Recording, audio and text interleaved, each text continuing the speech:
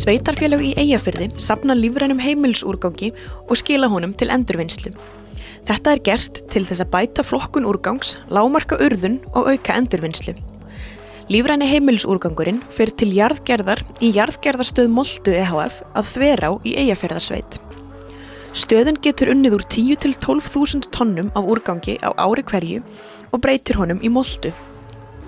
Moltuna má svo nýta sem áburð eða jarðvegsbæti, meðal annars í garða, á golfvelli, í landbúnað, skógrækt og rýr landsvæði. Molta er jarðgerðarstöð í Eyjafjarðarsveit og þar fer fram jarðgerð á lífrænum úrgangi. Og við tökum bæði við lífrænum heimilisúrgangi og sláturúrgangi og einnig tökum við timbri og pappír sem er nýtt í jarðgerðarferli. Jarðgerðarferli fer þannig fram að þessu er blandað inn í svona stórar tromlur og í þessum tromlum fer fram örvörur vinna verki fyrir okkur þar og þær vinna við að niðurbrjóta lífræna úrganginn og hitastigið fer alveg yfir 70 gráður og þar vinna þær bara við þetta niðurbrotferli, brjóta þetta niður og svo kemur molta út úr hinum endanum þegar þær eru búin að vera þarna inni í svona 10 til 15 daga og þá er moltan sem kemur út mokað upp í svona stóra galta eða garða úti og þar heldur niðurbrots- og jarðgerðarferlið áfram. Tíminn frá því að það kemur inn í stöð og er tilbúin molta gerum við áætlun við að sé svona 1,5 til 2 ár. Þá ertu komið með tilbúin áburð eða jarðvegsbæti. Og það er rusl sem er notað í moltugerð, þetta er lífræna heimilissorpið og fleira. Hvað er það sem helst klikkar í flokkuninni? Það sem klikkar helst í flokkuninni er að fólk er að setja, þetta á að fara í, lífræna úrgangurinn á að fara í svona þartilgerða lífræna poka. En stundum þá er fólk að nýta annað plast og hefðbundi plast brotnar ekki niður, þannig að það fer í gegnum hakkavélarnar hjá okkur.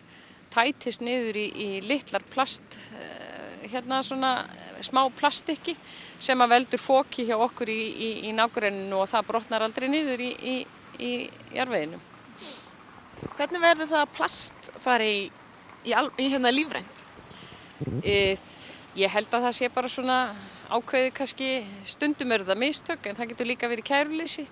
Það kemur fyrir að við fáum lífrænan úrgang bara í þess vegna hagkaupspoka eða bónuspoka. Og svo er líka svolítið það áleggsbréf og svoleiðis að fólk er ekki að vanda sig nógu mikið. Það skemmist hjá þér álegg og það fer bara með plastun og öllu onni í lífrænadalli.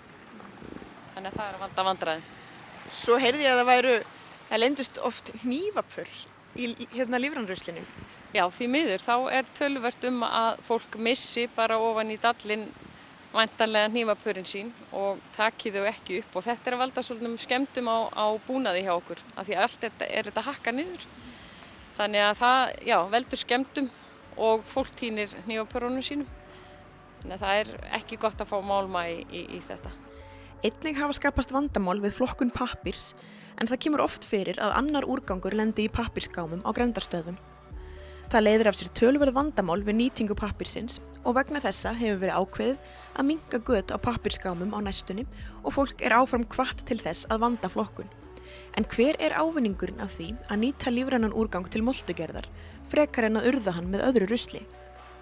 Ávinningurinn er náttúrulega það að við erum í sjálfu sér að nýta úrganginn í staðinn fyrir að henda honum bara ef við myndum bara grafa hann með öðru sorpi sem þarf að fara til urðunar. Þar myndast náttúrulega gas, metangas og svoleiðis á urðunarstöðunum. En með því að jarðgerðan og svoleiðis þá erum við að draga úr umhverfisáhrifunum verulega með jarðgerðinni. Og við erum líka að nýta úrgangina því að við fáum áburð eða jarðvegsbæti þegar moltan er orðin tilbúin til nýtingar.